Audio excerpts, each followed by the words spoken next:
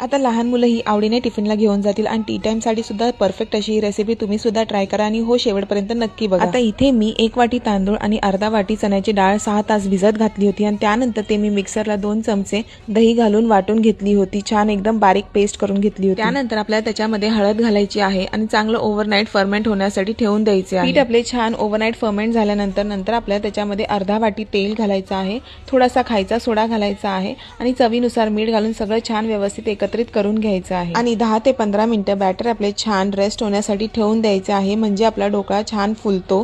दुसऱ्या बाजूला आपल्याला प्लेटमध्ये छान तेल लावून घ्यायचे आहे आणि जशी आपण इडली करतो तसंच हा ढोकळा सुद्धा आपल्याला 20 मिनिटं मीडियम फ्लेवर छान स्टीम करून घ्यायचा आहे। इथे मी इडलीचा भांड्याचा वापर केला होता, तुम्हाला हवं असेल तुम्ही कढईमध्ये सुद्धा स्टीम करून घेऊ शकता। नंतर दुसऱ्या बाजूला एका टोपामध्ये आपल्याला तेल घेऊन मोहरी, कढीपत्ता आणि मिरचीची फोडणी द्यायची आहे। नंतर थोडेसे पाणी आणि साखर घालून ही फोडणी ढोकळ्यावर टाकून झाला आपला ढोकळा खाण्यासाठी रेडी। होती की नाही एकदम सिंपल आणि युनिक अशी रेसिपी। तर ही रेसिपी तुम्ही सुद्धा ट्राय करा आणि हो व्हिडिओला लाईक करा, शेअर करा आणि हो यूट्यूबवर सुद्धा सबस्क्राइब करा।